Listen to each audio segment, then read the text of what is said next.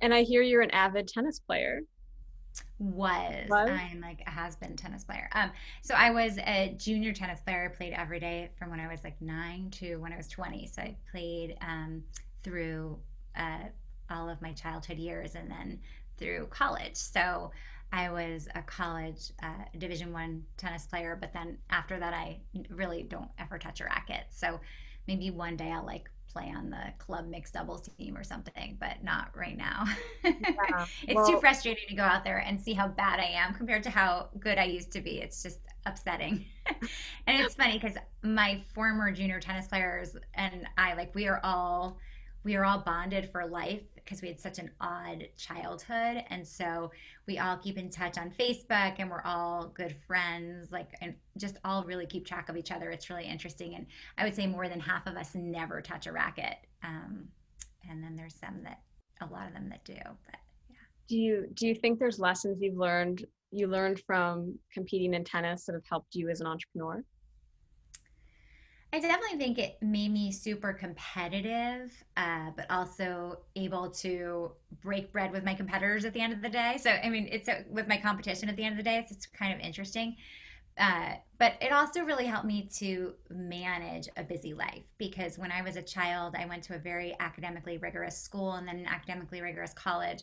But I also had this 2 to 3 hours a day that I was playing a sport in addition to, however many hours of homework a day and trying to keep up my friendships, etc. So I was always really good at boundaries and managing that. And I think that that's definitely helped me to find kind of like my work life balance theories that ended up in my book, which is this like called the pie life, but it's my philosophy on how to manage your life. It's all born from that. And then today, even I use it constantly just in terms of how I think about managing my daily life.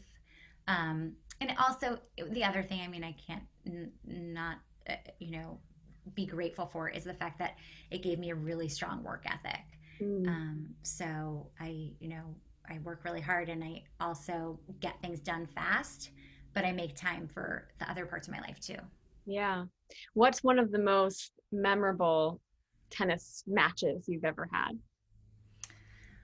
Oh, uh, there's one match I lost as a child that was really brutal in high school to this girl that was not as good as me, but I just got really nervous. I had all these like friends that are watching and I just played terribly. So that's one. Any I that don't you usually won? mention that, but that's one. And then the other match that is kind of just like a funny memory is that when I was an intern, my first job ever, I was an intern at Viacom, which at the time was like a hot company because they owned MTV and VH1 and et cetera. And I was working in the human resources department, and my job was to screen secretarial resumes. And if there was one typo, I was supposed to throw them in the garbage. And then I'd pass along to my boss the ones without typos. Wow.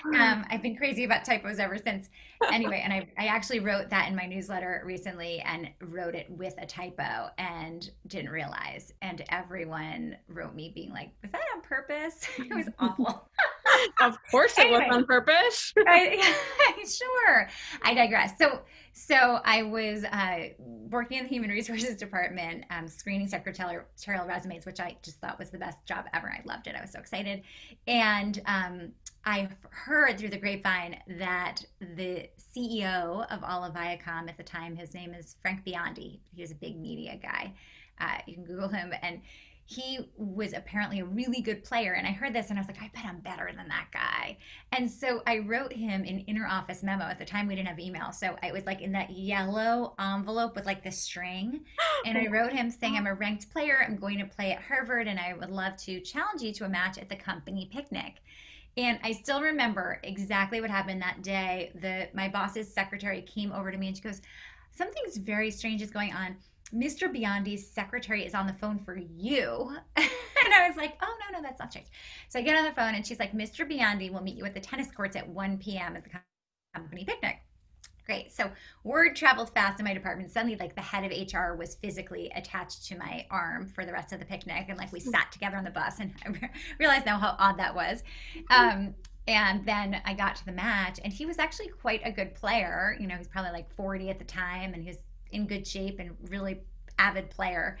And it was a tough match, and I beat him 7-5 at the end. But by that point, hundreds of employees were gathered around to watch, and he could barely look at me afterwards. He was furious, like he lost to the female intern at the company picnic. And I went home and I was like so proud of myself. And I told my dad, and my dad's like, "Oh, have you ever heard of a customer's game?" Like, anyway, my dad took me to lunch a couple weeks later at this place that was right across the street from Viacom. And while we were there, these two men came over to us and they told us, they said, "Oh, your daughter doesn't know us, but we know who she is from the company picnic." And they said, "Because of your daughter, Frank Biondi was made fun of at the board meeting last week." And Oh my yeah, gosh, claim to fame. that's That yeah.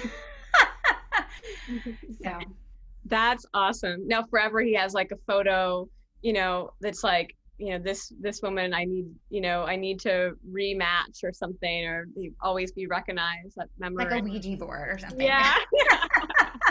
Every once in a while a CEO needs a good like ego whack, Well, just he's lucky it was before social media because now it would be like photos would have been taken. Like it's just in people's memory now, and there is no documentation of this event. that's true. Now that it will just live on through this interview segment. Yes. We can like, put the link in a memo and like mail it to him in a manila envelope with a string, just for old time's sake.